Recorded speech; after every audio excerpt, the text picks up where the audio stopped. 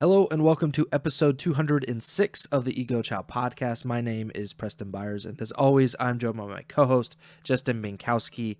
And on today's episode, very fittingly, considering our recent conversations, especially about the NPC on last episode, we have some potentially big nerfs to talk about in Black Ops 7 that could have a major impact on the way that the Call of Duty League is played in the next few months.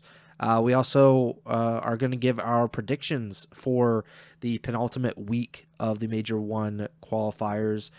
We have OpTic versus Los Angeles Thieves this week, which I think is maybe not going to be the most competitive match, but it certainly might be the most interesting and intriguing match of the slate. But before we get to any of that, how you doing, Bink? Yeah, doing all right. Anticipating this to be one of our shorter episodes in recent times, but we've been saying that a little bit here and there, and never works out that way. So I guess we'll see what happens here. But I would be very shocked if this is a long episode. Not too much news, and we got 8 matches to run through and preview before this weekend. So yeah, I guess not a ton of news can be considered a good thing, but some based on some of the topics and stuff we discussed last episode, last couple, maybe some people were expecting a little bit more news, kind of, the LAT situation and everything. Haven't heard much from that. Um, so yeah, not too much, but we can jump right in. Yeah, I mean, I should note that we're doing this show on Wednesday at 2 p.m. Eastern. It's kind of been a running bit for years now since we've been doing this podcast, but typically a lot of stuff happens right after we do this show, whenever that is. Sometimes we've done it on a Tuesday and stuff drops on Wednesday. Sometimes we've done it on Wednesday, stuff drops on Thursday, or just after we did it on Wednesday. So who knows? We might get a roster change, or maybe even more than that. I've said it previously, and I'll say it again here, just right off the top, that if LAT is going to make a change, it would make sense to just wait until after the OpTic match, because that's a really bad match to debut a new iteration of a roster, regardless of who you are, and especially if you're bringing in a rookie like Neum, which is what people think is going to happen considering he's the substitute. But we'll definitely get into that as we move forward in the show. I think the biggest thing, though, that we should talk about is the nerfs. So yesterday, January 13th, my 28th birthday. So this was a big. This was a big. I guess like it really changes how this game could be played. But you mentioned in the pre-show that it might not matter at all, because something we talked about in the last show was with the NPC, players don't really seem to want to kind of test it out, want to deal with another gun. And that feels like what could happen with this. So the Dravec and the M15, two of the best guns, the two guns that people are very, very hyped about and very attached to at this point, are both nerfed in as of yesterday. We should say that they're not going to play on this patch most likely until after Major 1.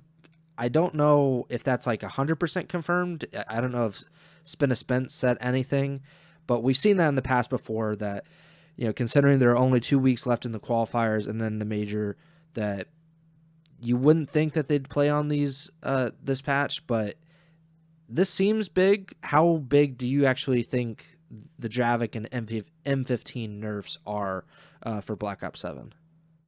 Yeah, first and foremost, happy belated birthday. I feel like a terrible friend because It's all right. I knew.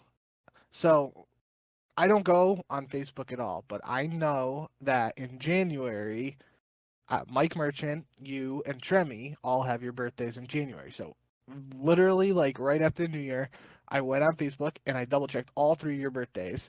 And I knew they were in January with the intention of wishing you guys a happy birthday. And for Mike's was on the 9th. Whatever reason, I thought the 9th was a Saturday because I was telling myself, like, oh, Mike gets to watch the Packers playoff game on his birthday. but the 9th was on the Friday, and if it wasn't for Central Time, I would have missed Mike's birthday because I would have wished him happy birthday on the 10th when I thought it was the 9th, and then for you, I just completely forgot about it. So now I have to 0 for 2, but I got to make sure that I can redeem myself a little bit by wishing Tremy. I'm going to make sure I remember his birthday on the 18th now. So, Maybe for his sorry. birthday, he can get a pick'em win this year. I won't guarantee it, but maybe that's No, no, something no, we we could work can't, we out. can't. Don't want to spoil him. um, but yeah, back to the weapon nerfs here and stuff. It's definitely interesting. I think, like you said, that's the biggest thing with this is it probably will not impact anything pre-major one because I would be surprised if this patch was fully implemented, like you said. Um, we have it's just inconsistent on that front. Like in some cases, I think it was even earlier this year. Maybe it was the season 1 update. There was the overload change where like you got the pistol with when you're carrying the device in overload, and that was implemented right away. So maybe this year they're just doing the live patch. I'm not sure. That's just speculation. We'll have to wait and see. But the big thing for me at least is I haven't played multiplayer since this update came out, so I haven't tested either of these guns myself. But I said it to you before we started recording. It is very possible that even with these nerfs, these are still the two guns that are predominantly used in competitive and CDL play, and that's Hmm. just how it's been in competitive COD. Whether we agree, I think we both made it clear over the recent episodes and in the last couple of years that we both aren't huge fans of the way this goes down, but that's just like the weapons get nerfed and the pros aren't willing to try other guns, as we've seen most recently with this whole NPC GA debate and whatnot. Maybe it's a case where that Razor SMG that was getting a little bit of shine after the NPC was GA'd or that whole stuff towards the end of last week.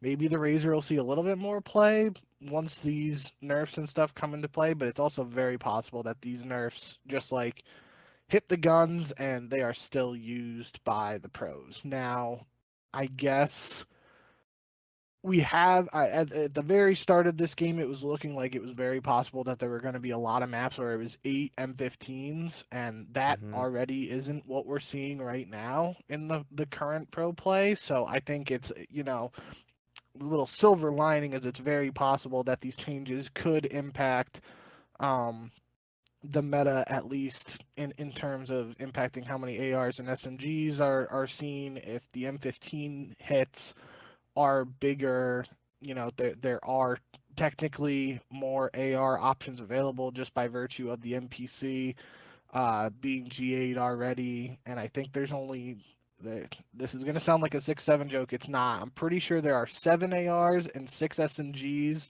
or 7 SMGs and 6 ARs, but I think there's more ARs than SMGs in this game. I'm just trying to remember from when I was doing the camos and zombies. I'm pretty sure it was 7 and 6 though. Um, so if there are more ARs, there is the possibility of more options, but there's a burst AR that isn't a marksman rifle and stuff, so that's just like automatically not going to be considered as an option. So it's really, you know, in a situation where it's good that we're seeing these nerfs because it's pretty obvious that these are the two best weapons and the the the most popular options for the pros in each of the weapon categories. So seeing the devs uh, pretty early, because I mean it is still only January 2026, so we're like 2 months after launch. Seeing them targeting these weapons pretty early on in the game's life cycle could could be beneficial for the more casual player base, but I'm just not entirely convinced that this will have a massive impact on the pro meta. But we talked about it last episode, mostly like with the PDW and Black Ops 2. That feels ancient to consider, but there have been games in the past where uh, the early weapon meta is just completely erased and it's replaced by other stuff. That just hasn't really been what's happened in recent CODs, but it's not completely unheard of in competitive COD. It's just been a long, long time. Yeah, so I was just looking at what guns are currently GA'd, just kind of to get a feel for it because, if let's just say the Dravec and M15 nerfs are just like the players are just fed up with playing with these guns because they know how good they can be and they're not gonna, they don't want to go backward. The guns that are currently GA'd are for submachine guns, the RK9 and the MPC, which is very recently GA'd, as we saw. And then the assault rifles, uh, the MXR-17, AK-27, X9 Maverick, Maddox, and the Peacekeeper MK1. I don't know if any of them ever come back. It feels like people. It feels like some people were trying to push for the Peacekeeper to get un-GA'd. I just have we. Is there any kind of has it happened? Has that happened where some gun has actually been un-GA'd at any point? I can't really think of one off the top of my head. There have been a few conversations and there have been pushes by some players or members of the community to do that, but I just don't see that actually happening. So like, what are the options at this point? And I really do feel like they're just going to keep playing with these guns. That's just stubbornness, I would imagine, because these guns, especially the Dravec, I should say, because the M15, I think you can argue that the nerf is not the worst in the world, because they nerfed the max range damage and the medium damage on the M15, but the Dravec, the max range, the medium range, the medium range damage, like all of that stuff is just completely taken down. The explanation for what they did is it is receiving a substantial range reduction across the board. The combination of great range and extremely low recoil continue to make this weapon too versatile. Even with slower mobility and handling, we still want to keep the recoil for the same reason we've mentioned in the past, which is keeping each weapon in the class feeling unique. By reducing the damage, reducing the range, the base Dravec trades away more power for its consistency. You would think stuff like that would make this kind of an unplayable gun and really change the meta.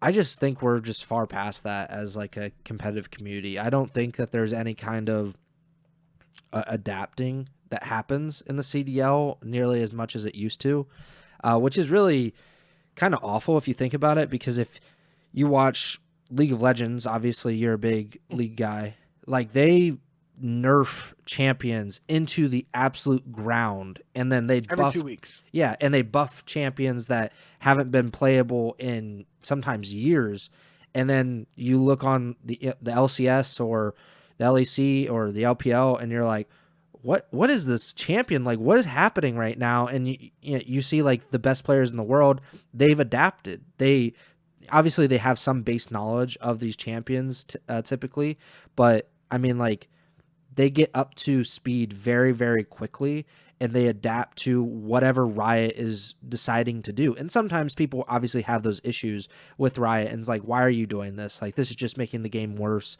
and less fun or not as fun to watch. But when, any of the developers for Call of Duty do that, the players are just like, no, not going to do that. Like, we're not playing this game. I'm still using my AR, still using the SMG that I've been using for the last 2.5 months.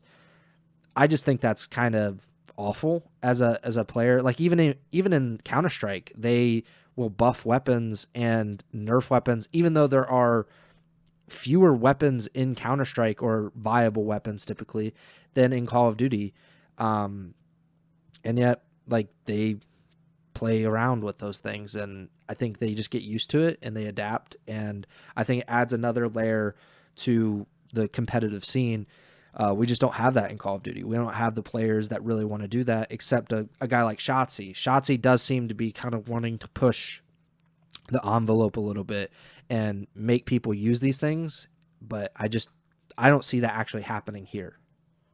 I'll push back on the adaptability, and maybe it's splitting hairs here, but that one thing I will always defend Call of Duty players on is their ability to adapt to different COD titles every year, because it's the only esport where they are literally playing a different game every single year, and they only play it for 1 year. Like the League of Legends pros and the Counter-Strike pros, like yes, they're are champions and updates and stuff happening frequently in those games, but it's still the same game at the end of the day. Mm-hmm. And you can argue with Call of Duty that it's at a very basic level, it's still the same game, just a different setting, different gun, different movement, yada yada.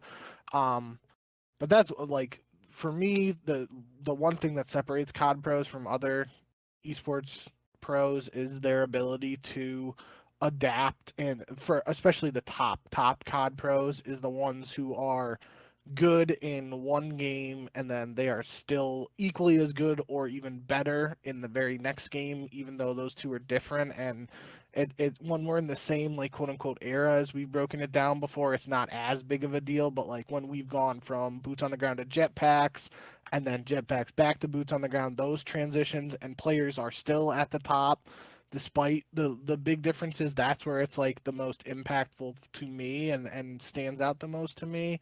But I definitely agree on like the GA front, at least. Like that's always been a thing to me, is like these pros they have the ability to adapt. The guys who make the decision on GAs like are mostly, you know, top players who have shown this ability to adapt from game to game, but they seemingly either just because they don't want to or for whatever reason they don't want to have that same adaptability when it comes to this specific gun balance and that stuff. So it is a bit of a give and take there, but it is weird um, when you think about it like that. Like these pros that show such an ability to adapt from one game to another, but don't want to have that same energy or whatever directed towards the game itself and what gun they're actually using. I don't know how else to break it down, but it definitely is something that makes COD esports unique in that aspect. Yeah, I agree with you that the adaptability happens year over year. It's just Yeah, within the year. yeah, I mean, maybe it is just it's like they kind of get overstimulated with how much change happens, like from BO6 to BO7. Maybe not the best example, but I'm sure yeah. there will be quite a few differences between BO7 and the rumored Modern Warfare 4. So that change could be pretty stark.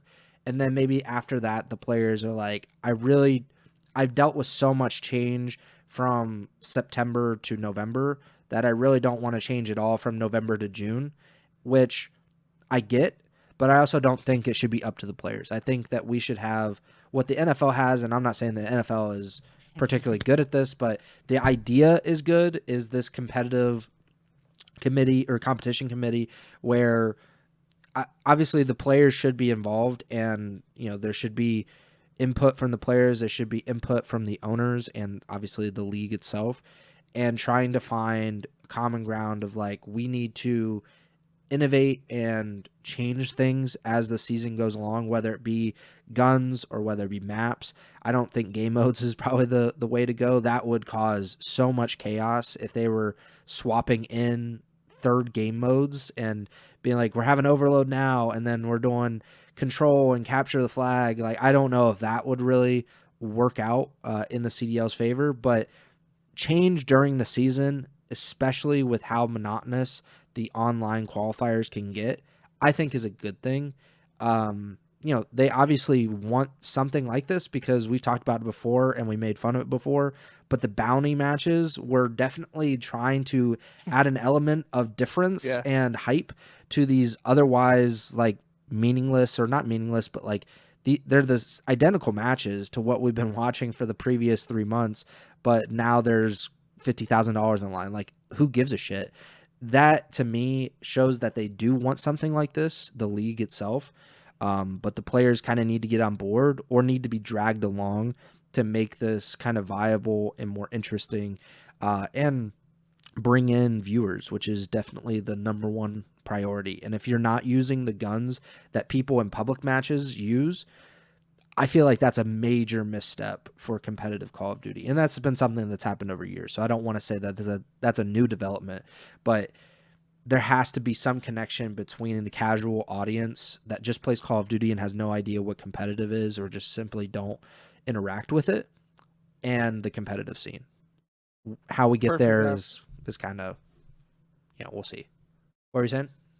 I didn't want to cut you off. I thought you were done. I was going to say perfect opportunity. That's never going to happen. Is Activision hires Slasher to officially run some competitive integrity committee or whatever, and he's just in charge of it. And it obviously be a little different for this year because he played it, but in like the next year's game, he just like goes into the game week one, tries out the stuff. He's like, yeah, okay, these are the guns you guys can pick from. All the other ones, screw it, have fun, and you got to make it work. And Slasher would be like an unbiased entity that we've always had the jokes in the Slasher World League, but it would give him a job post retirement, and it would actually, I mean, he's been pretty good about identifying that sort of stuff over the years. So it is a pipe dream though, because it'll never happen. But if it did happen, that'd be pretty funny. Or we make it Clayster because he kind of jokingly, but not really, was like, maybe we bring in Bouncing Betties one year because I think he was so fed up with the GAs. So maybe they co-head the competition committee and then they just fight to the death like over every single gun in the game, which would be kind of interesting, I think. You have to step down from being coach though, if we want this to be a true unbiased committee. Yeah, I mean, Tom Brady's definitely not the owner of the Raiders and calling NFL games. Yeah, so we waited to do the show at least until afternoon today because Miami was kind of teasing something. The Heretics were teasing something was going to happen. I thought it was just going to be like another jersey or whatever. They actually announced that Lucky, formerly a player for Heretics, is joining their coaching staff as an assistant coach.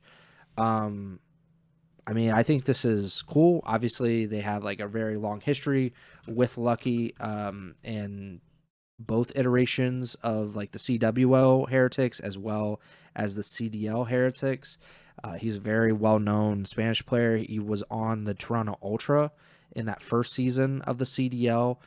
I think he played, if I'm not, like, did he end up getting into the CDL or was he one of those guys that sat the bench the entire time? For the start, Yeah. I'm pretty sure him and Metals were the first roster. I think the first roster Okay. was Metals, Lucky, Looney, Methods, and Bance. I'm gonna look it up. Yeah. Yeah. Methods, Looney, Classic, Cammy, and Metals announced the starting roster on January Oh, then no. 21st. And so Bance, Brack, Kleenex, Lucky, and Mayhem were substitutes. And I don't think Lucky ended up getting in because I'm looking at his Wikipedia page, and the only roster news is the January 21 announcement of their starting roster, and then September 4th when it's announced that he, Classic, Brack, Looney, Mayhem, and Metals are leaving the team. Okay. So he was one of the guys. Obviously, they had a 10-man roster. They were the only team to do that, if I'm not mistaken. And they, I mean, they were decent, I think. I don't know if they were particularly great, but they had that roster. He was on it. He did not get into the CDL. Then he stayed in Europe for a bit. Then he came with that Rocker Academy team, which I believe was an all-Spanish team, if I'm not mistaken. And then he obviously joined the Heretics in 2023. I think this is interesting. I don't know how much it moves the needle. We talked about the coaches and how much they do, like what impact they really have. But this is a weird time for Miami. So what do you think about bringing in Lucky as an assistant? Yeah, I think it makes sense. I was honestly thinking it was going to be adding a new player to the roster because this is like the first year that they haven't had a 5-man roster. At least maybe they have somebody as a sub that I'm not even aware of. They very well could. But I even saw in some of the comments to the post that people were tagging this guy Nvidian and Yeah. Envdian. Um, and so like even people in the comments were seemingly thinking that maybe it was like a sub or a new player being added to the roster. And I mean, the graphic that they posted yesterday was just like the outline of a hooded figure sitting in a chair, and that's what made me think that. So I did get a little more excited for this announcement than probably necessary, but obviously good for Lucky.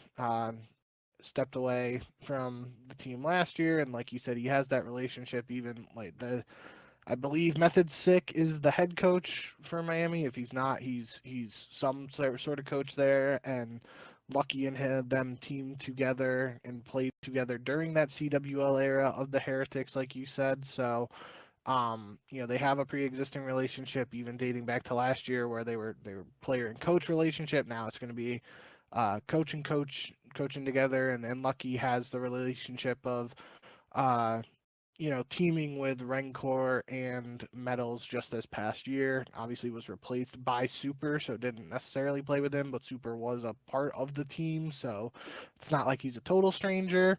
And he has some experience that he could possibly pass on to Drakes, which is the biggest thing for Miami at this point is getting Drakes up to speed and helping him acclimate in his first year in the CDL, and somebody who's done it before is obviously going to be um, able to give more valuable experience than somebody who doesn't have that experience. So should be should it's just a move that makes sense, and I don't think there's much beyond that. I think we've seen a lot from coaching staffs that have multiple coaches are more successful. That there are obviously cases where teams with only one coach do find success, but I feel like when you have these teams that have the multiple coaches, and especially obviously as the S&D guy, but I loved when teams had S&D coaches. That seemingly isn't as much of a thing right now, but the multiple coaches do help divvy up the work and gives more sets of eyes on the gameplay and whatnot. It seems beneficial, at least from the outside looking in. So maybe this is a small move on paper that could have a big impact for Miami, who is in a position that they gotta win some matches quick here ahead of Major One. Yeah, they just need to finish these last 2 weeks with wins. They can't. I don't want to say that they can't make a run through losers bracket, because we've seen pretty solid teams do that, but just don't put yourself in that position.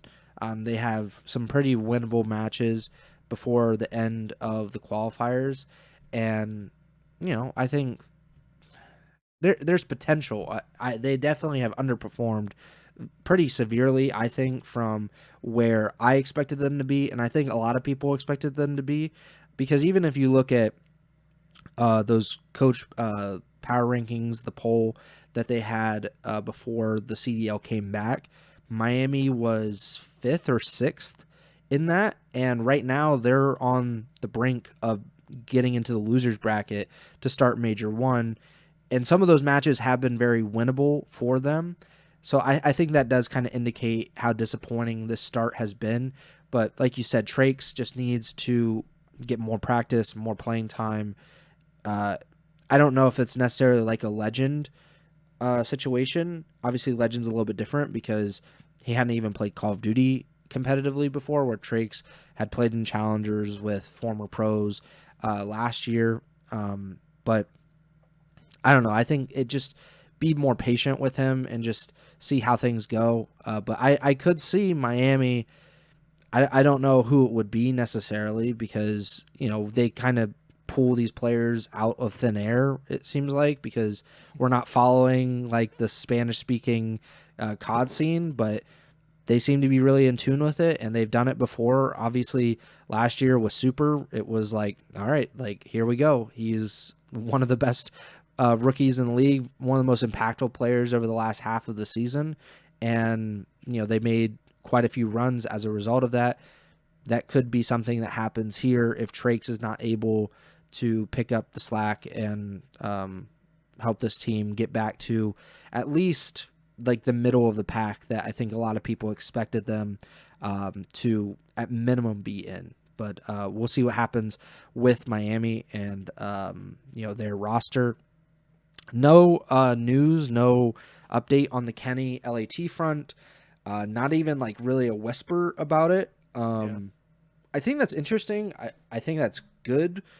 You definitely don't want there to be just a ton of rumors and a bunch of people talking about like, oh man, like it's happening, it's gonna, it's going down next week or whatever. I think that would be very disrespectful, especially for a player of Kenny's stature and legacy to just be talked about in those terms. We saw that with OpTic last year, where there was kind of like this rumor of like, well, I mean, post whatever it was, point 0.3 KD, people were like, it's got to happen, it's got to happen. And that was like even worse because they were defending world champions, and there's so much that goes into that, and it being OpTic. I'm glad that's not happening, but I feel like like the change is probably going to happen. Like even players, like former players, are talking about it. Like Temp is talking about Kenny, like in his play, which obviously like Temp and Kenny have gone back like years and like we're best friends and all that. The Flank is talking about stuff like that. It just seems an inevitability at this point, does it not? Oh yeah, it definitely feels like it's.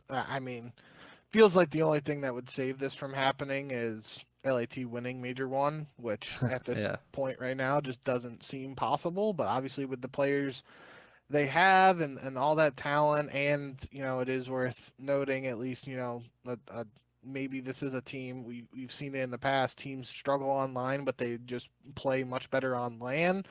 If this was the case for this team, it wouldn't surprise me with the guys Mm-hmm. on the squad, but it would kind of surprise me in the sense that like they weren't able to succeed online just because they obviously know what they're doing and they're super talented. But yeah, it definitely feels like it's inevitable, and maybe honestly it's at the point where they want to ride it out for Major 1, and then after Major 1 they might like try and see what other teams are making team changes, and maybe like we always talk about the dominoes falling. Maybe some other team makes a change, and then LAT scoops up an AR player that is dropped by another team that they think could be a better fit, and maybe someone with more experience. I don't even really have any good names that come to the top of my mind, but that could be a possibility here. I just think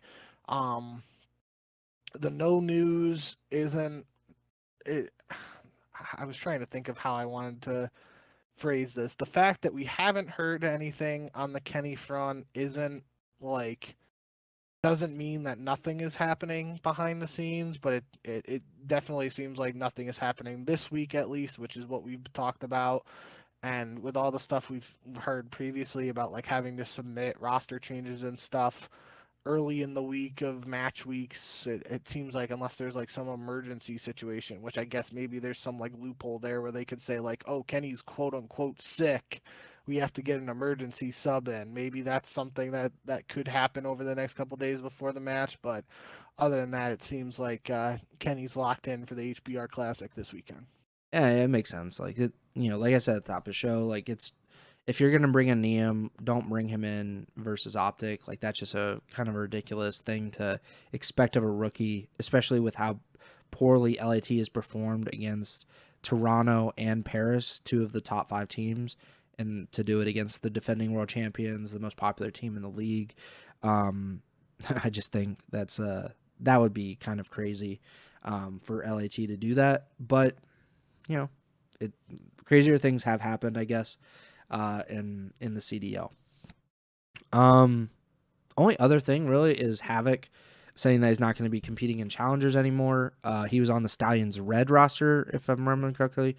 And then I saw on Twitter as well that Zuma, obviously the owner and founder of the Stallions, was talking about how Havok wasn't going to be on the Stallions roster anymore because he knows that when ranked play drops, then Havok will just kind of be focused on that and not necessarily competitive, which makes sense because Havok is like a full-time streamer and content creator. And I think that there is value in being in challengers and doing that because you can obviously create content out of like competing in challengers. At the same time, he needs to be on a team that is like fully that. Like if it was like him and Temp and Bance and like these former like retired or just like former CDL pros that wanted to team together and play for fun, I think that could be entertaining, and I think that could be something that that Havok could do specifically. But like I said, when we were talking about the coaches and how Stallions is like getting coaches that are actual coaches and not like just content creators. If you're an aspiring CDL player, I don't want my coaches to be guys that are just doing it for content and not trying to make me better and trying to get me to the CDL, because that would just piss me off. Is like I don't have anything to fall back on. I don't want these guys who are just coming in to like shoot the shit to be, just goofing around. So I think it makes sense for Havok to step away. I think it makes sense for the Stallions guys to go a different direction. Obviously, you're a much bigger fan of Havok. Not saying I'm not a big fan, but obviously you have years and years of history with Havok. So what do you think about this? Yeah, I mean, I just looked over at Twitch, and he's got 2.1 viewers, right? 2.1K viewers Yeah. right now watching him stream. So, like, I think he's good if, Yeah. I think he's making the right decision. He's been streaming, and I think the biggest thing um, has been the lack of ranked play, which is really where he seemingly took off in recent years. Like, he was, like, doing a ton of challenges, like making fresh accounts and like going from bronze to whatever the highest rank is, only playing solo, and then he was doing other challenges around that and stuff. Like he's been grinding ranked play and stuff, and without ranked play around, and him playing challengers for a little bit, like you said, gets a little content. Um, and from the clips I saw, at least in some instances in challengers, he was still frying, which isn't too surprising, just given how much he's been grinding ranked and everything like that. So um I'm a big Havok fan, and I like to see him compete, but I think end of the day the streaming thing has been where he's found the most success. And yeah, I think that's the good call. I mean, I didn't even realize. Do you know how many followers he has on Twitch? For context, he has 90,000 followers on Twitter. How many do you think he has on Twitch? No idea. 416,000. Holy shit. I would not have guessed it was that high, but that's awesome. Yeah. Good for him. I mean, it's we like. I think we're kind of spoiled by how big some of the COD players were like pre CDL. Like Havok was a huge streamer. Like when you were watching him, he was getting thousands of viewers at the time, and like he was playing anybody that was playing S&D tournaments on a consistent basis were kind of pulling in at least like a few hundred viewers. If you're talking about like obviously Tupac, I didn't even really care about S&D tournaments, and yet Tupac was like the guy to go to because you knew at 12 a.m. that he was probably streaming some kind of tournament. Mutex was another one, obviously Tremmy, big fan of Mutex, and like Havok was that kind of guy. Plus, he had the Call of Duty Pro credentials that also helped him. And he has this engaging, like very energetic personality, which I would say not a lot of COD pros have. If you watch their streams, a lot of them are very monotone, very like low energy, especially like trying to communicate with the stream. And Havok, it just isn't that. So it makes complete sense that he's doing, he's killing it on Twitch. I think it is kind of a loss though, because the challenger scene could use someone like him to just bring eyeballs onto these players that don't get nearly as much attention as they should, or a scene that doesn't get very much attention as well. But I can't blame him at all for it. And I hope the very best for him. And he's got like what 454,000 more followers than we do on Twitch, so maybe he should share the wealth a little bit. Do you want to talk about Clayster's dad? I know you texted me this. I just saw it. I couldn't believe it. That Clay like seemingly tweeted yesterday. It's always funny randomly scrolling and seeing my dad on Twitter, and it's some like old school black and white band playing, and like people, even like Hitch was in the comments saying like what, and then like Clay responded with a Wikipedia link to his dad, Jerry Eubanks, who was the original saxophonist, keyboardist, and flautist for the Marshall Tucker Band, which I don't know the band or anything like that, but it even says on the Wikipedia page he's the father of the competitive Call of Duty player James Eubanks, better known as Clayster. So that was just a random lore drop on a Tuesday that I wasn't expecting. But when you see him, if you haven't seen this tweet, go to Clayster's Twitter, and it's one of his most recent ones. You can see the resemblance, Oh especially yeah, old Clay, like United Clay, ponytail Clay. So you can see the resemblance between the two. Do you want to talk about the matches? I will say, we're just about the 40-minute mark, so you kind of hit the yep, nail on the head there. yeah. I think we can dive in. Not much else there. So we are now a few weeks away from the first major. We have this week and then next week of qualifiers, and then Major 1 begins. Friday, January 16th, we'll start the matches with Vancouver and Miami. I mean, we just talked about Miami. I'm not feeling too confident about this match, considering how the Heretics performed last weekend. Obviously, Vancouver picked up their first win of the season last week in TJ Haley's debut. So it doesn't seem like nearly as a foregone conclusion as it probably would have been had this happened to begin last week. Yeah, I'm still going to go with Miami. I still think there's a lot more like current potential for the Heretics than Vancouver, but I mean Miami has kind of definitely underperformed. I don't want to say kind oh of. yeah, Uh, yeah. Vancouver did look better with TJ. I just don't know if it's enough, so I'll go with Miami here.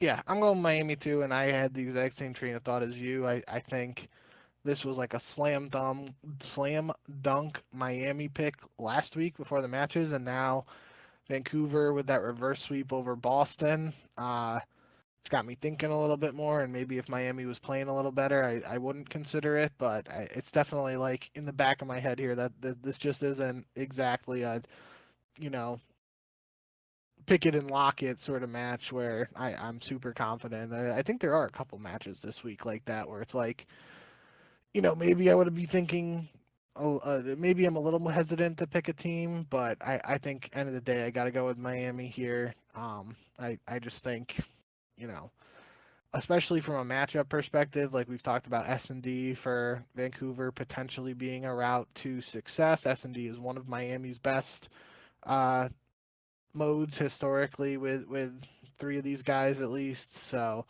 I think this might be a tougher matchup on paper due to that, and I'm gonna stick with Miami. Shout out Dominic Wood in the YouTube chat. Appreciate your support. Next up, we have Falcons versus Gentlemates, which I'm going to go with Paris, but I think this is a really interesting match because the Falcons, they started off 0-2. They played OpTic and LAT to start the season. Then they beat Carolina, they beat Boston, and last week they beat Minnesota in Game 5. Obviously, Minnesota, Boston, and Carolina, especially pre-exceed, not the strongest, like most consistent teams. Certainly a level or two down from Paris, who is definitively one of the top three teams, like at minimum. So I'll go with Paris, but I want to see how the Falcons actually play this. If they're competitive against Paris, maybe that is pretty, that can inspire some confidence in this team moving forward. Versus like what I think of them now is like they can beat the lower tier teams, but they're kind of like not on the level of that top 5, top 6. So who do you got, Paris versus Riyadh? Yeah, I'm going Paris, and we are literally on the same exact wavelength for reasoning as well. I've been saying it these past couple weeks, like breaking down the Falcons' schedule and whatnot. This is a case that goes back to week 1 where Falcons are playing a top team, and that didn't go well for them last time around. However, like you said, with Paris's last matchup against Cloud9, maybe that gives Falcons a little extra fuel. I'm not entirely sure how that would correlate what I was thinking there, but um, maybe it's just a case where a little post holiday break fogginess or lag, whatever. I don't know what I'm trying to say right now. End of the day, Paris should win this match. But I will be excited to see how Falcons stack up, because that's how I've been like thinking of this Falcons team. Is they've been the squad, struggle against the top teams, take care of their business against the middle of the pack. This is another opportunity for them to showcase what they can do against the top team, and we'll have to see how it pans out. Harry in the YouTube chat said Miami slamming Vancouver boys. Come on now. I don't know. I definitely would have thought that before Yes. last week because obviously Vancouver hadn't won a map. And even Miami at their worst is still like they still should be able to beat the bottom tier teams. But I mean, I just think with Heretics how inconsistent they are, like it really is kind of a map to map thing with them, which is not what you want. Like it really is kind of frightening when that happens. I mean, that's kind of a Boston deal sometimes where you're like, I mean, one map they look like almost like world champion contenders, and then the next they're like the 12th place team in the CDL. I think that could be something to watch here with Vancouver and Miami. And we'll see with the Falcons and Paris. Like Paris did not look great against C9 last week. Like they very easily could have lost that series and been swept, which we talked about would have been like one of the most shocking results in recent CDL history. And Falcons, they're on a little bit of a streak here, so maybe they're feeling themselves and have worked out some of the kinks that they had to start the season. Saturday, January 17th, we start off with Miami versus Boston. Obviously, the Heretics, they play back-to-back days. If they lose to Vancouver, that could change some things. That could rattle their cage, so to speak.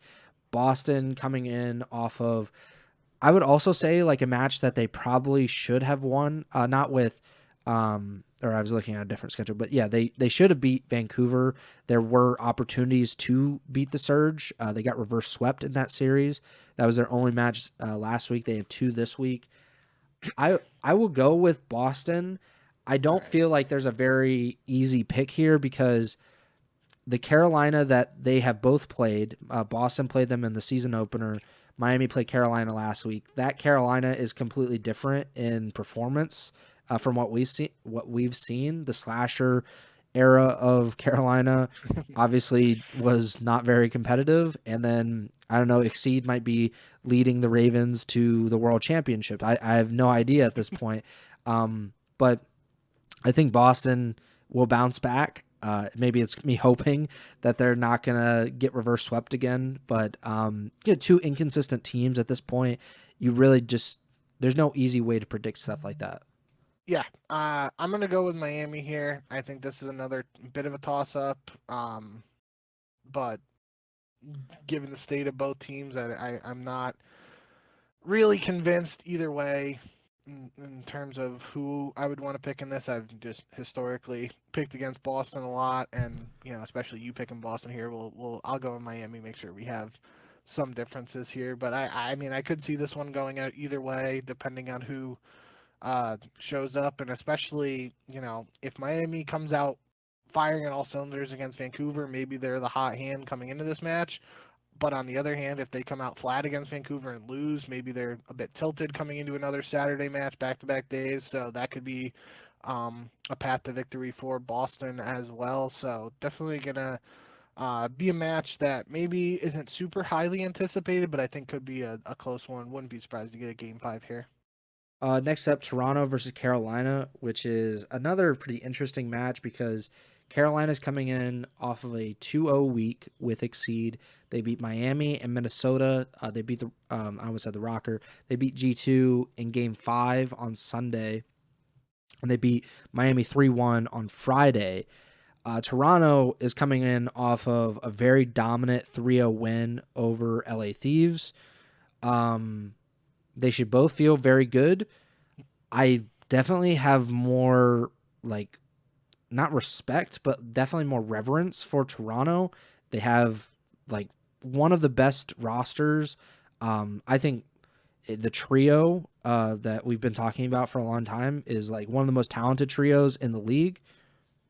I think they're better than Carolina, but we saw Carolina just come out of the gates absolutely blazing. We've heard the talk about them going 28-1 in scrims and how they were almost unbeatable with Exceed.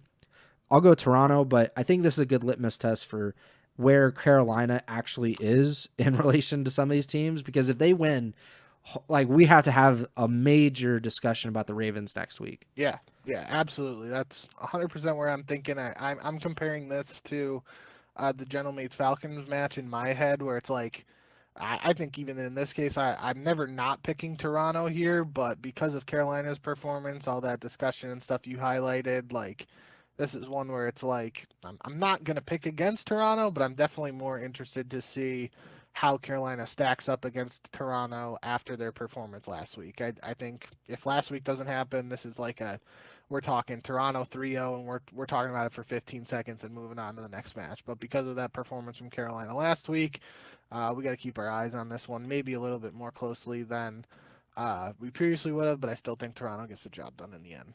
Final match of Saturday is FaZe Vegas versus Cloud9 New York. This is one of the best teams versus one of the worst teams, so you would expect a FaZe slam. I am not entirely sure that will be the case. I think FaZe will win. I'm predicting FaZe will win. But if you look at C9's slate so far, they lost in Game 5 to Minnesota.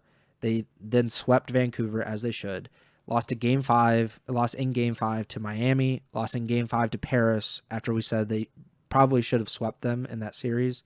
So they're 1-3, but I mean, that's just that's the luck of the draw. Like, that's why you can't go to Game 5s. Sometimes it really is the worst outcome for you. That being said, what we talked about on last episode, FaZe has gone like absolutely crazy against the craziest slate that they could in the first few weeks of this season. They have a loss to LAT, which doesn't make any sense now that we look back on it, but they beat Paris.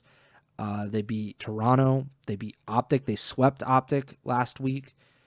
I would expect if you're going to beat OpTic, Paris, and Toronto, you should beat C9. But this is the CDL, so things could get a little weird. But I'm going to go with FaZe here. Yeah, gotta go FaZe. Can't pick against them now until they give us a reason not to pick them.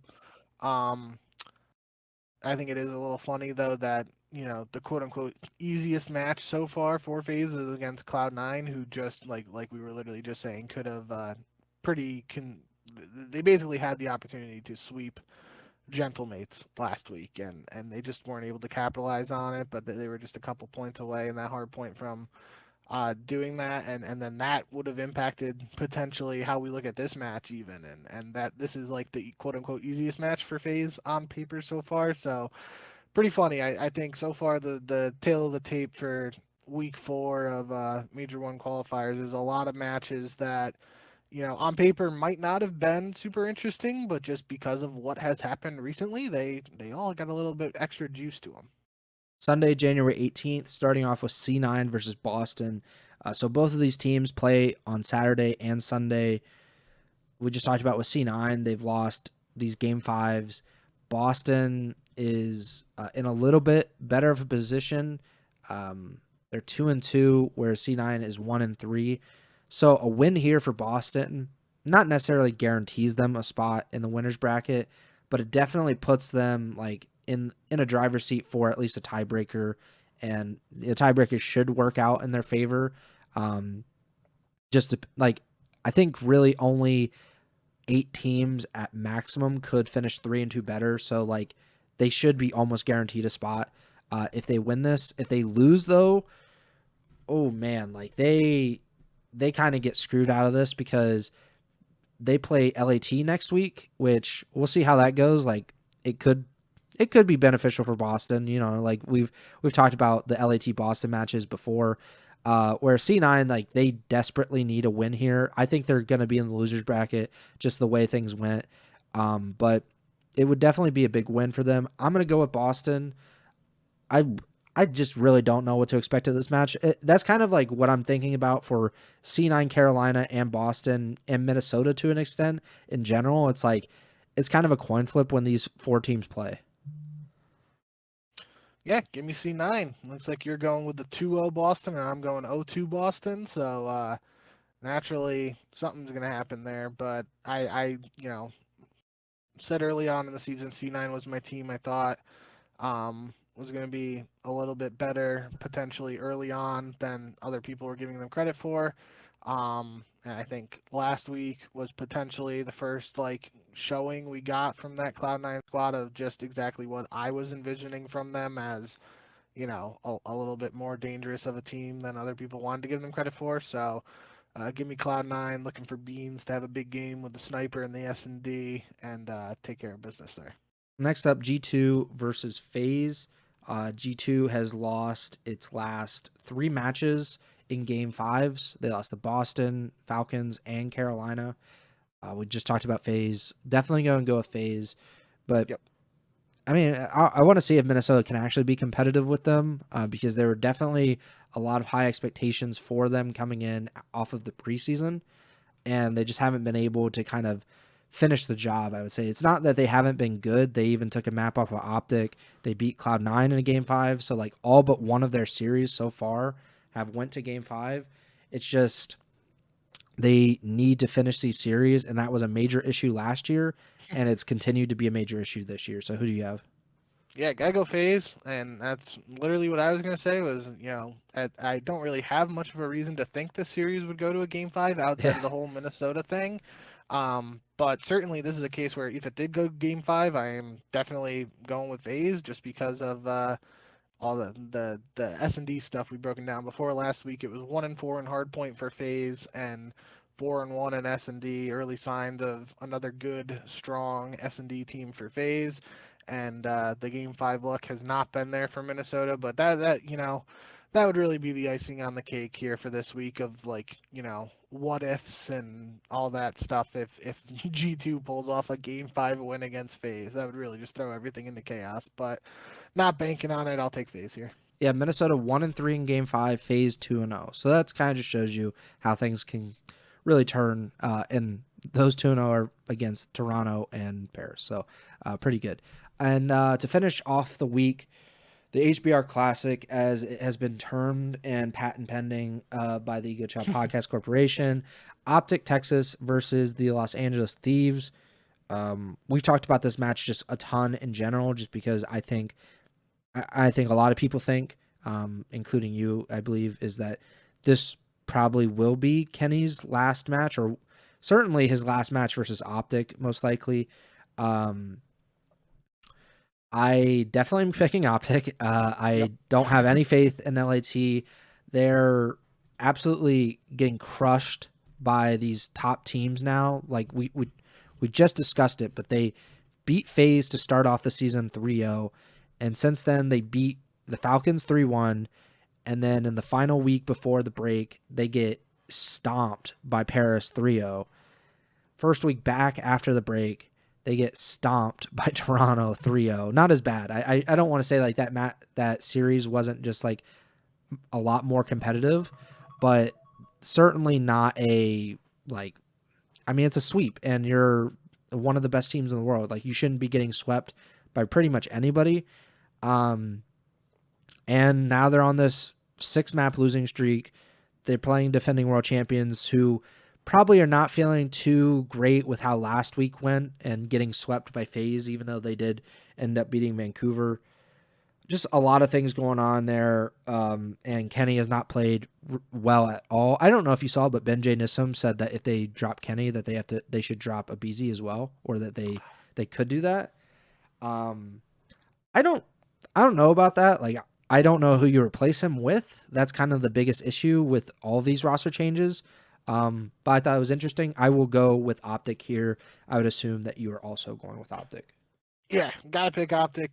Can't pick LAT at this current stage with what we've seen from them. Again, this feels like I'm saying it for almost all these matches, but it would be kind of like,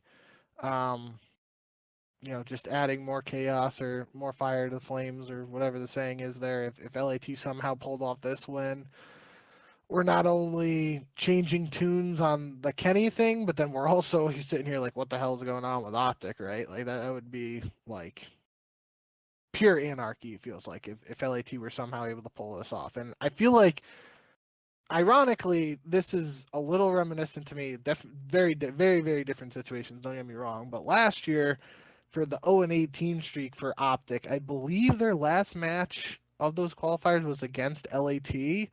And I can't remember if that was when they were 0-15 in map count or they were 0-18 and then they won a map. But it was something like, I think it was in like the process or whatever. Like Dashy was like talking, like saying like he actually like felt confident going into that LAT matchup despite being on that historic map losing streak. And maybe this is a case for LAT. Like this is the match they're gonna get extra excited for and be a little more hyped up. Maybe put in some more work this week and uh, maybe this is what that team needs to, light a fire under them and get the job done. But I'm not banking on it. I think you got to go with OpTic here. Um, but definitely excited to see how this one plays out, no matter what. I think maybe at worst we get some good trash talk and that'll be that. But I definitely think OpTic should be able to win this one in the end. In my opinion, it's inevitable that Kenny will be dropped or benched or whatever the case may be at some point this season by LAT. But I think it could be interesting if they win this because it is kind of like, I don't know if you saw the Harbaugh, like not the Harbaugh, but the Ravens owner said like if the Ravens had beat the Steelers in week 18, like what would have happened? And it was like Harbaugh would have been here another week, which is just like the coldest, like most cynical thing that I've ever heard an owner say about a former coach, especially one that was like won you a Super Bowl and everything. But I think that's kind of the case here. Like if LAT beats OpTic, I don't think they make a roster change like right afterward because there's going to be that spark of hope where they're like, oh man, like maybe we're back. Like we could be like a championship contender. I just think it's kind of delaying the inevitable at that point. Like if that happens, I don't think it will. I think OpTic will beat them. I don't know if it'll be a 3-0 stomp like we've been seeing. Like there's got to be like a level of pride for these guys where it's like, man, like this is not a bad roster by any stretch of the imagination. Like we have former MVPs and world champions on this team. Like we should be able to like take a map off of these guys at the very least. But I really am not completely sold on how things are going to go with this other than OpTic winning. I think, like you said, if OpTic loses, the conversation certainly will be about LAT in some extent, but the conversation would mostly be on like what the hell is wrong with OpTic? Like why'd they lose to FaZe and LAT?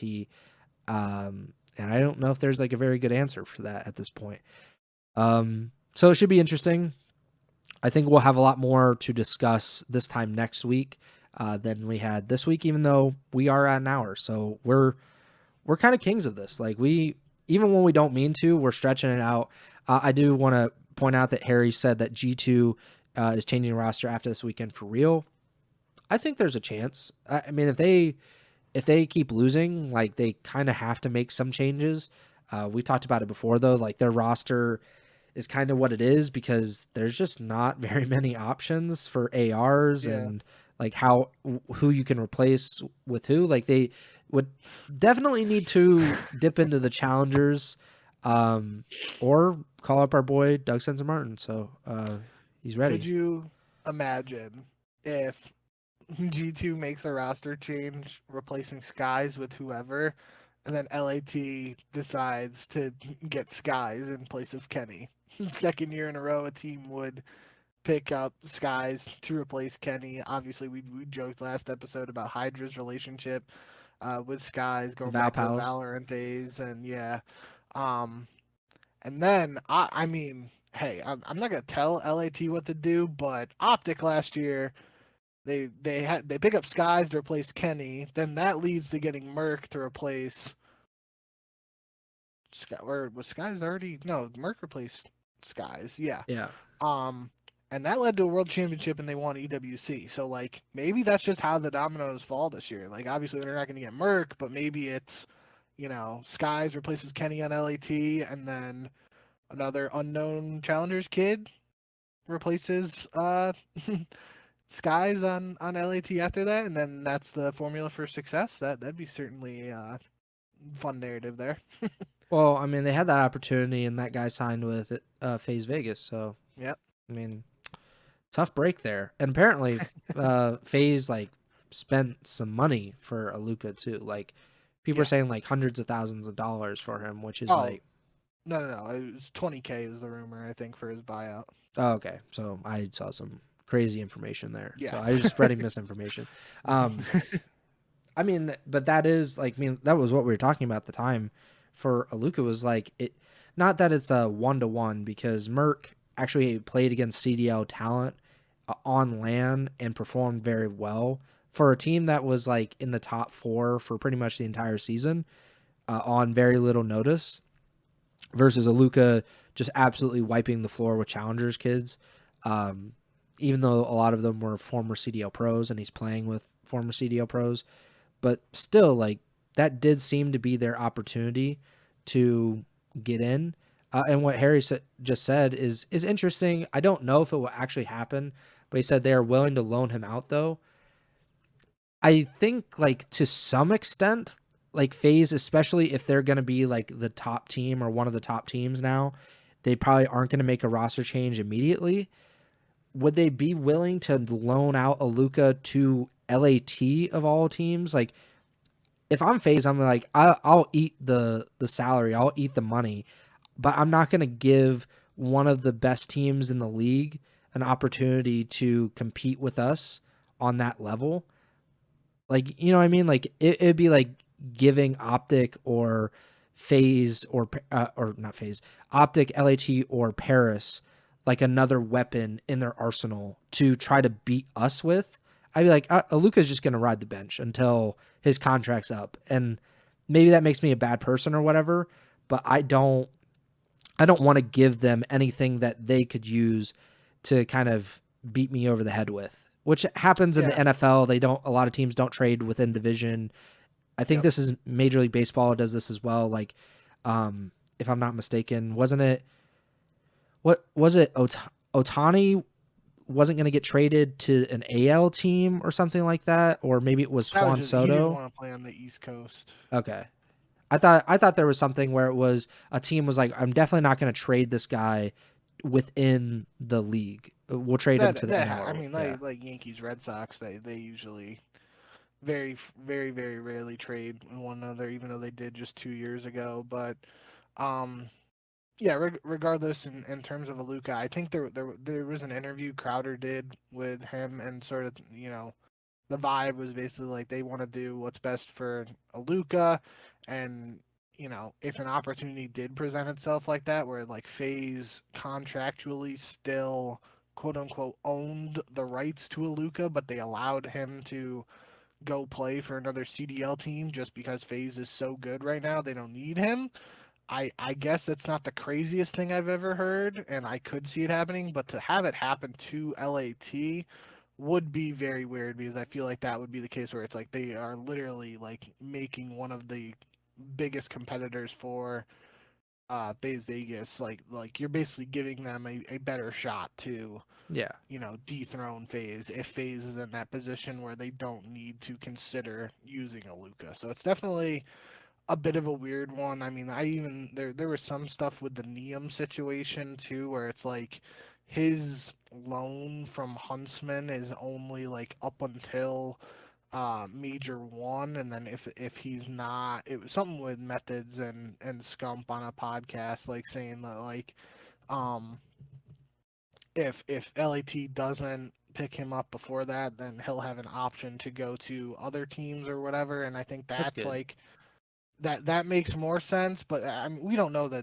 details of all these contracts and stuff, so that's what makes it harder. And it's a lot of speculation. But um, yeah, I think in terms of Aluka and LAT, I think the only way that would happen is they would have to like straight up, it sounds weird to say that they would have to buy him from FaZe and like his future rights, because it would just be the loan situation would just be, it would feel weird, like especially if he's still on FaZe but he's just being loaned to them. Then like if Aluka plays against FaZe on LAT and he drops a .5, people are like, oh, he's throwing for FaZe. Like that would be a weird situation. So I don't know how that would all go down. I mean, that was kind of my thing with Neum was just the OpTic LAT part of it. It's like, Yeah.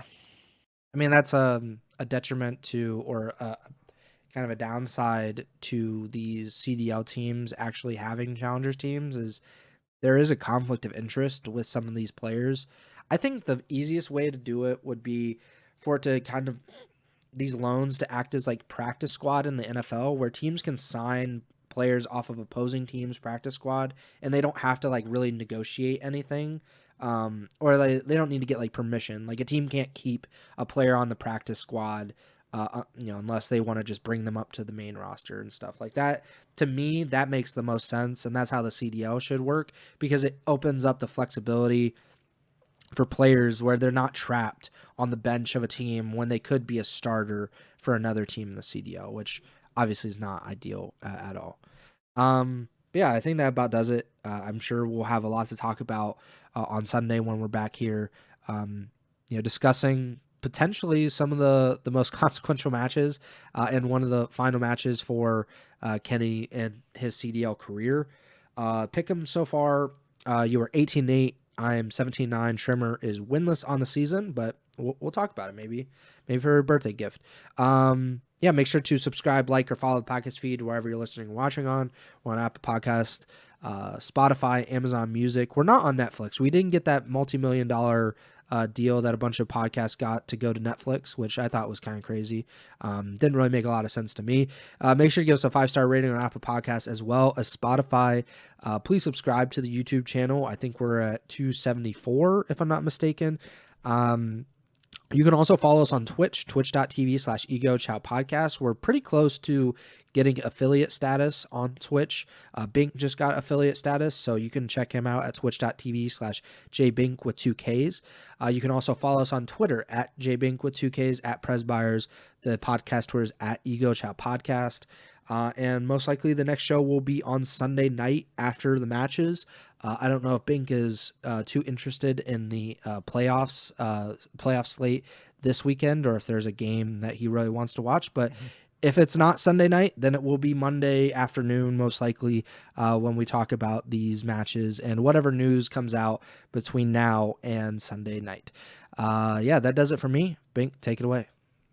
Yeah, I think actually the Sunday games for NFL are, I think the last Sunday game is at 6 o'clock Eastern, so it might work out where we can even wait until that game's done, even regardless of what game it is. But we'll talk about that.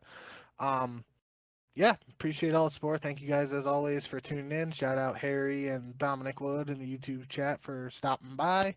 And yeah, not a ton to talk about today, but we still stretched out. I had some good convo and broke some stuff down. So looking forward to this upcoming weekend of matches, second to last one before Major 1. That means next week we will have the final week of online matches, and then we have our first LAN event of Black Ops 7. Can't wait. Should be a banger. Should have tons of stuff to talk about leading up to that, and hope you guys will tune in for everything leading up to that and beyond, as this season is just getting underway. So thank you guys as always. Really do appreciate all the support, and we'll see you in the next one. Remember to send the chow.